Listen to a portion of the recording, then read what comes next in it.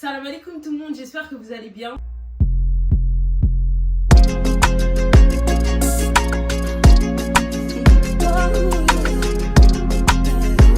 Ça va, je vais très bien. Du coup, aujourd'hui, on se retrouve pour une nouvelle vidéo. Ça va être un récapitulatif de 2024. Du coup, je vais vous dire ce que j'en ai pensé, si j'ai aimé, les points positifs, les points négatifs. J'ai demandé de me poser des questions sur Snap. Si vous voulez savoir d'autres trucs plus en profondeur, en gros, j'y répondrai. Après, il y a certaines choses, je ne vais pas rentrer dans les détails. Vous savez très bien, moi, ma vie sentimentale, je ne vais pas en parler, je ne vais pas étaler ça. Et voilà. Mon année 2024, comment elle a débuté.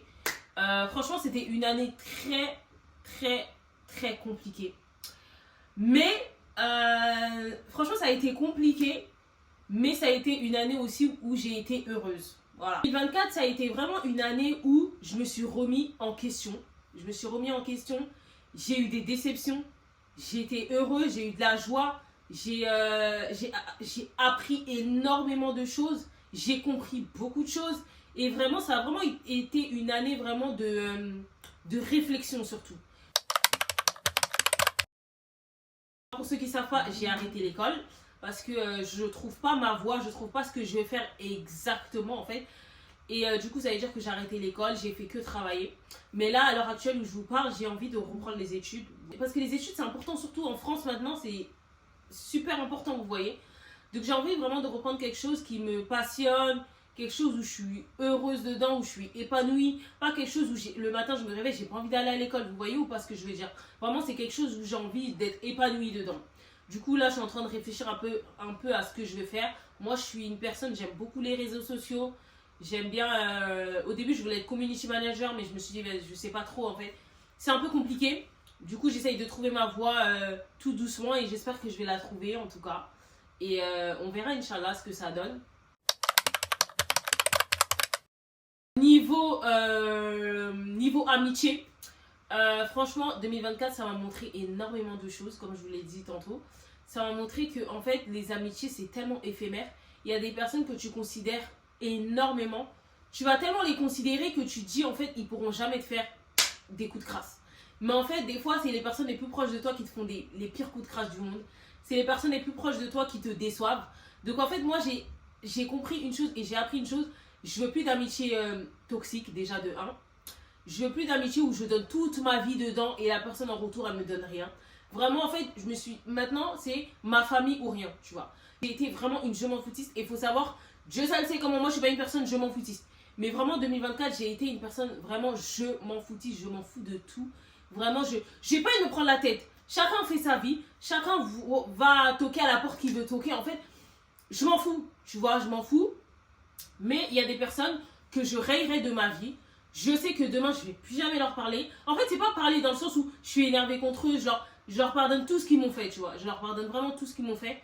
Mais c'est juste que nos chemins, ils vont se séparer. Tout simplement, dans la paix de Dieu, nos chemins se séparent. Voilà. Moi, je ne suis pas une personne rancunière. Je ne suis pas une personne méchante. Je suis juste une personne loyale en amitié. Moi, la loyauté en amitié, c'est le plus important. Vraiment, si tu n'es pas loyal en amitié, on ne peut pas être amis. C'est impossible.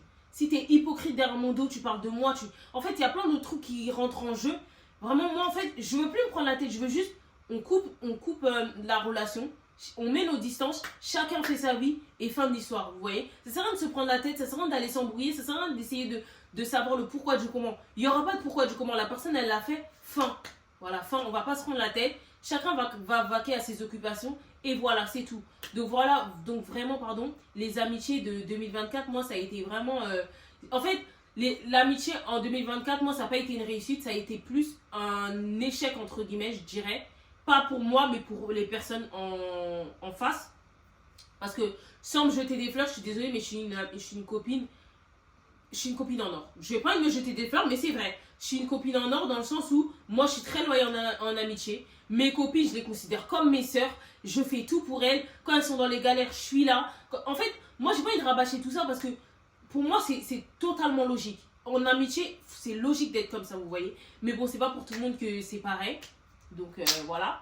Mais en tout cas, ça m'a montré, j'ai compris que en fait, moi, tout ce qui compte à l'heure actuelle où je vous parle, à l'heure actuelle où je fais cette vidéo, c'est ma famille. Ma famille, c'est vraiment le plus important pour moi.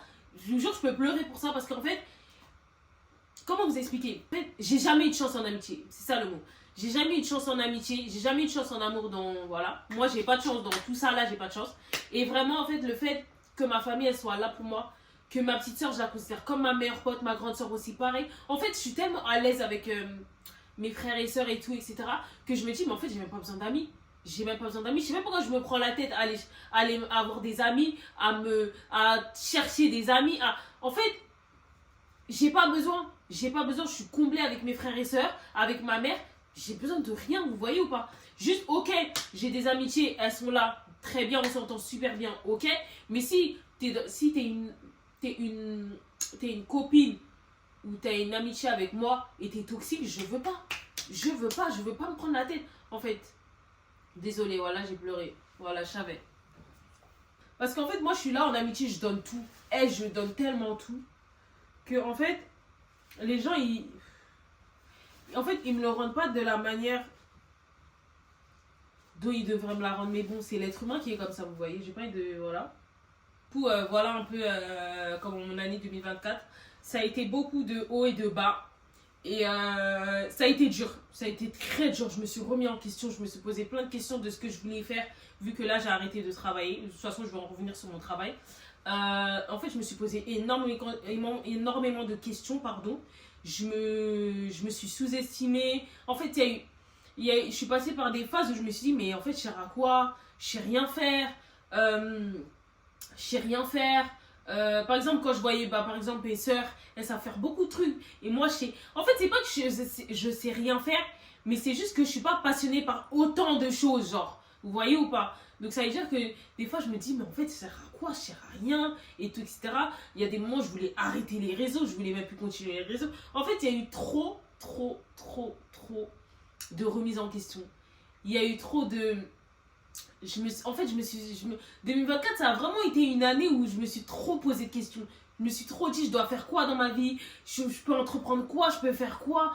En fait, c'est trop de choses. Mais, alhamdoulilah, le temps il passe et vraiment, je me dis que je sais faire des choses, je sais faire plein de trucs, vous voyez. Et j'ai beaucoup de projets en tête, Inch'Allah, et j'espère que ça va être réalisé, en tout cas. Mais voilà. En tout cas, un peu comment je me sentais en 2024, ça a été beaucoup de hauts et de bas, comme je vous ai dit. Il y a des mois où j'étais hyper contente, j'étais heureuse. Il y a des mois où j'étais en bad mood, dépression, c'est un trop grand mot, j'aime pas employer ce mot. Mais j'étais vraiment comme si j'étais en dépression, genre je dormais, je faisais rien. En fait, c'était vraiment, je me remettais trop en question et je savais pas quoi faire. Mais sinon, 2024, ça a été une année aussi qui a été très marrante. J'ai beaucoup rigolé, j'ai fait des rencontres aussi exceptionnelles. Je me suis rapprochée de ma famille.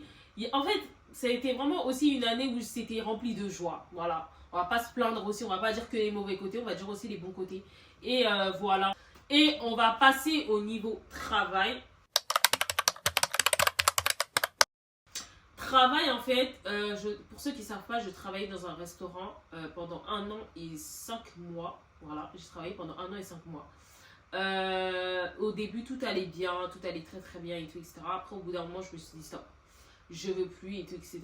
En plus, j'ai eu un accident au travail et tout, etc. Donc, ça veut dire que j'avais mal à la jambe pendant combien de mois je travaillais pas, ça faisait trop. Pendant je sais pas combien de mois je travaillais pas parce que du coup j'ai eu un accident de travail. J'ai eu une fissure dans le cartilage du genou droit. Du coup ouais, la chute elle était très fatale. Donc voilà. Mais bon, on dit toujours alhamdoulilah, il y a pire, comme je dis tout le temps, il y a pire, voilà. Mais ça a été un moment aussi dans ma vie, c'était très dur. C'était très dur parce que je faisais rien, j'étais tout le temps chez moi, donc ça veut dire que je savais pas trop quoi faire quoi. Et voilà, après, voilà, petit tour au Sénégal. Je suis partie au Sénégal, je fais ma petite vie, c'était cool, c'était nerf. Et ça m'a fait du... En fait, pendant combien de temps je n'étais pas allée en vacances, je sais pas. Mais ça m'a fait tellement de bien de me ressourcer, de me retrouver. En fait, ça m'a fait trop du bien. J'avais la chaleur du pays. En fait, c'était vraiment un déclic pour moi, le Sénégal. Ça a été vraiment un déclic où je me suis dit, ah ouais, machallah, en fait, quand tu rentres, mets tes projets à exécution. Fais tes trucs. Fais plein de trucs. Genre, en fait, il y a eu tellement d'idées qui se sont enchaînées en même temps dans ma tête que je me suis dit, enfin, le Sénégal. En fait, enfin, j'ai eu un petit signe. Enfin, j'ai eu quelque chose. Et c'est le Sénégal qui m'a donné ce signe-là. Et du coup, voilà un peu où j'en suis. Et franchement, c'était une belle expérience. Et j'ai fait des rencontres aussi incroyables au Sénégal. C'était vraiment, que dire quoi. Et voilà. Donc voilà un peu niveau travail et tout, etc. Je veux plus travailler dans la restauration. Si je dois retravailler, je ne travaillerai plus dans la restauration parce que ça ne m'intéresse plus. C'est un monde de vicelard. Voilà. On peut t'écraser pour monter. En fait, c'est trop. Voilà. La restauration, c'est vraiment. Voilà. C'est très complexe. Et surtout, le fait de sentir tout le temps la friture et tout. Non, moi, pardon, je veux pas en fait. Tout sauf ça, ça va 2 secondes. Donc là, j'essaye de voir dans quoi je peux me rediriger et tout, reprendre l'école et tout, etc. Donc voilà. Voilà un peu ma vie. Donc c'est ça. Et du coup, je vais répondre un peu à vos questions parce que j'ai pas mal de questions. Et après, il y a des questions qui se ressemblent. Donc je vais pas. Voilà. Mais sinon, je vais répondre un peu à vos questions. Alors, les petites nafigis. Hein, les petites nafigis, j'ai juste mis dans ma story, j'ai reçu des messages et des nafigis. Mais qu'est-ce que vous avez en fait? Alors, on va poser laquelle? Déjà, merci pour tous les compliments, t'es archi belle, machallah, merci, c'est super gentil de votre part. Bon, il y a des fois, il y a des moments où je doute carrément de ma beauté parce que j'ai grossi et tout, etc. D'ailleurs, je vais revenir après par rapport à ma prise de poids. J'ai pris trop de poids et j'ai été un peu... voilà, dans tous les cas, je vais revenir dessus. As-tu des projets pour YouTube ou les réseaux? Alors, cette question, je pense que j'avais déjà répondu dans une autre, dans mon autre FAQ, je pense, j'étais pas sûre, je sais plus. Mais oui, j'ai des projets pour déjà YouTube, je veux être assidue. Je vais être assidue de fou. Je veux avoir beaucoup d'idées de vidéos, je veux poster des vidéos. En fait, je veux vraiment que cette année 2025 soit bénéfique pour moi. Je veux avoir beaucoup d'opportunités, comme beaucoup de projets que je peux faire et tout, etc. Je vais essayer de vraiment combiner tout ça. Je veux aussi m'acheter une caméra parce que ça va 2 secondes de filmer avec mon iPhone. Après, j'ai plus de place dans mon téléphone en fait. Ça va 2 secondes. Donc, j'ai demandé en cadeau de l'Aïd si je pouvais avoir une caméra. On m'a dit non. Donc, je pense que je vais me débrouiller seule pour acheter ma caméra. Donc, voilà, je vais vraiment investir dans tout ce qui est, tout ce qui est pour le contenu YouTube. C'est-à-dire, là, ça va, j'ai les lumières, j'ai le trépied. On dit merci à ma grande sœur. Il me faut la caméra, il me faut mon micro. Et je pense que c'est bon. Ouais, après, je pense que c'est bon. Et je pense que là, je pourrais faire beaucoup de vlogs et tout, etc. Parce qu'en fait, je fais pas énormément de vlogs parce que dans mon téléphone, j'ai pas énormément de place. Vous voyez? Donc, je préfère attendre que j'ai une caméra et là, je commence vraiment les vlogs. Et je fais des vlogs de qualité, en fait. Vous voyez ou pas? Et ouais, j'ai envie d'acheter aussi un iPad parce que celui-là, c'est celui de ma soeur. Et j'ai vraiment envie de m'acheter... Pardon, j'ai vraiment envie de m'acheter un iPad pour les montages et tout, etc. Ce serait trop cool. Du coup, voilà. Après, niveau réseau, c'est-à-dire TikTok, Snap, je suis déjà bien, je suis dans ma... Voilà. Mais j'aimerais plus en fait, faire un contenu plus quali, vous voyez. Après, Snap, moi, Snap, les gens, ils m'aiment vraiment pour ma spontanéité, vous voyez. Donc, ça veut dire que j'aime bien des vidéos où je parle et tout et je poste, vous voyez. Je me prends pas la tête, vous voyez. Snap, c'est pas vraiment le réseau où... Voilà. Mais j'ai envie d'avoir aussi un bon petit contenu quali et tout, etc. sur Snap. Un bon petit, voilà, vous voyez, avoir une communauté bien stable. J'ai une communauté stable, mais je veux encore plus grande et plus stable, vraiment, vous voyez.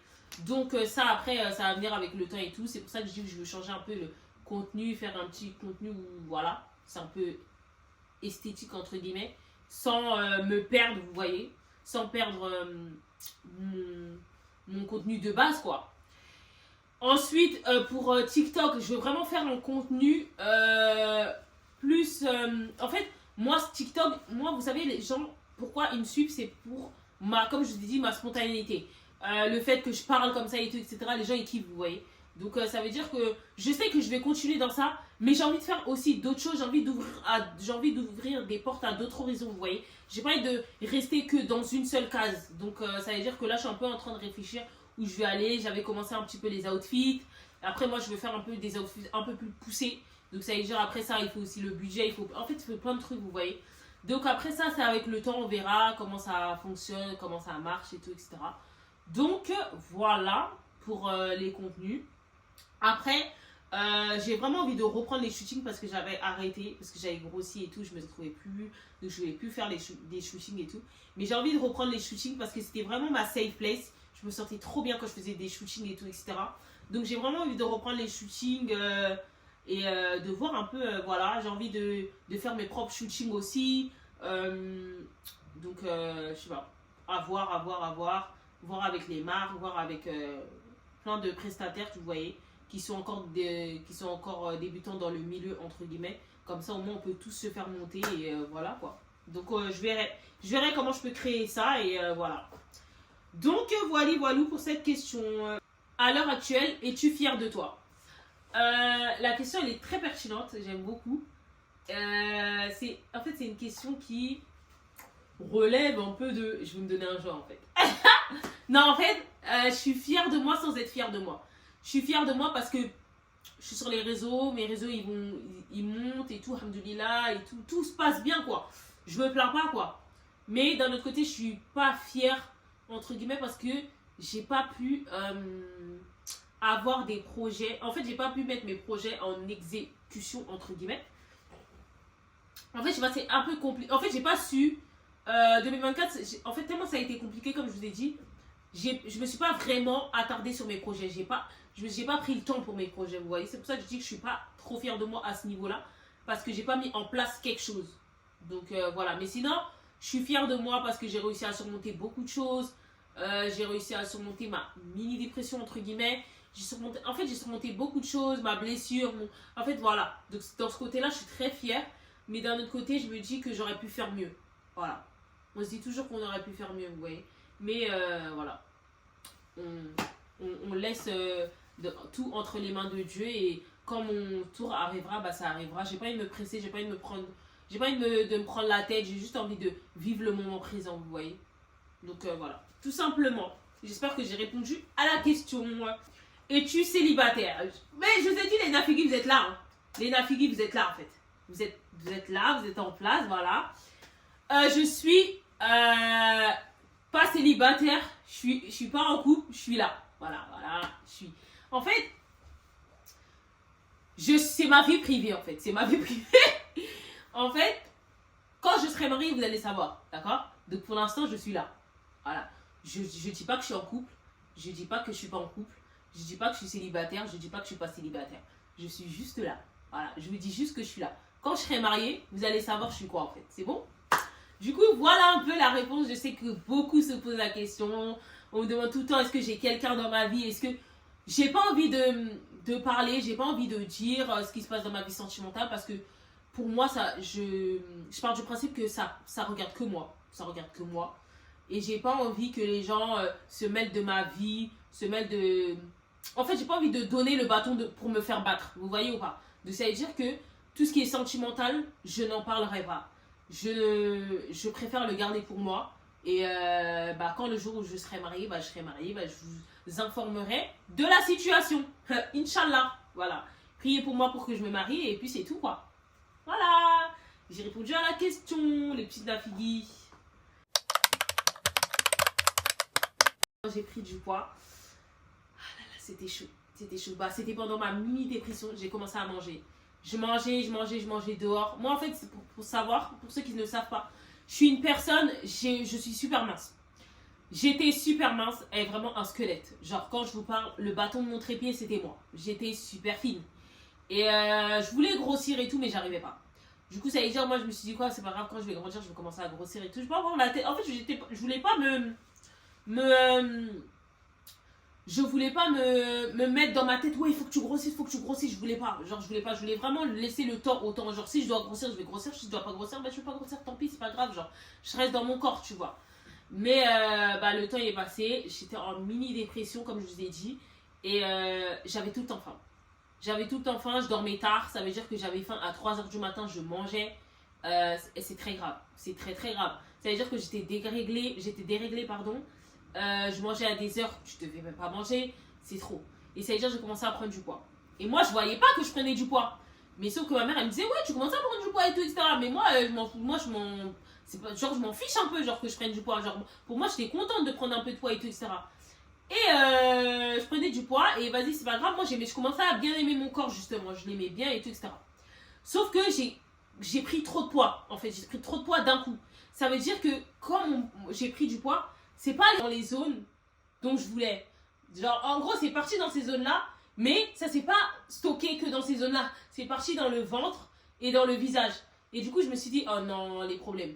Et c'est quand j'ai commencé à mettre mes jeans et je voyais que mes jeans, j'arrivais pas trop à les fermer et tout, etc.